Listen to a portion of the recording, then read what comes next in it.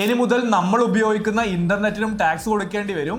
Government നമുക്കുള്ള അടുത്ത പണിയായിട്ട് വരുന്നുണ്ട്. റീസെന്റ് നമ്മുടെ പ്രൈം മിനിസ്റ്ററും അതുപോലെ തന്നെ ഡിപ്പാർട്ട്മെന്റ് ഓഫ് ടെലികോം കമ്മ്യൂണിക്കേഷൻസും നടത്തിയ മീറ്റിംഗിലാണ് ഇന്റർനെറ്റിന് ടാക്സ് കൊണ്ടുവരാൻ വേണ്ടിയിട്ടുള്ള പുതിയ പ്രപ്പോസൽ ഗവൺമെന്റ് കൊടുത്തിട്ടുള്ളത്. ഇത് പ്രകാരം ഗവൺമെന്റ് പ്ലാൻ ചെയ്യുന്നത് 1 GB ഡാറ്റ യൂസേജിന് 1 രൂപയുടെ ടാക്സ് കളക്ട് ചെയ്യാൻ വേണ്ടിയിട്ടാണ്. ഇന്ത്യയിലെ ആവറേജ് ഡാറ്റ യൂസേജ് എന്ന് പറയുന്നത് ഒരാൾ ഒരു മാസം 30 മുതൽ 40 GB വരെയാണ്. ഇനി ഈ ടാക്സ് കൊണ്ടുവരികയാണെന്നുണ്ടെങ്കിൽ ഡാറ്റ പാക്സിന്റെ വില 20% വരെ കൂടാൻ സാധ്യതയുണ്ട്. അതുവഴി ഗവൺമെന്റിന് 20,000 മുതൽ 30,000 കോടി വരെ അഡീഷണൽ ടാക്സ് ആയിട്ട് കളക്ട് ചെയ്യാനും സാധിക്കും. ഇനി ഈ ഒരു ടാക്സ് കൊണ്ടുവരുന്നതിന് ഗവൺമെന്റ് പറയുന്ന റീസൺ ആണ് ഏറ്റവും വലിയ കോമഡി എന്ന് പറയുന്നത്. അതായത് ഇന്ത്യയിലെ യൂത്ത് സോഷ്യൽ മീഡിയയിലൊക്കെ ആയിട്ട് അനാവശ്യമായിട്ട് കുറേയധികം ടൈം സ്പെൻഡ് ചെയ്യുന്നുണ്ട്.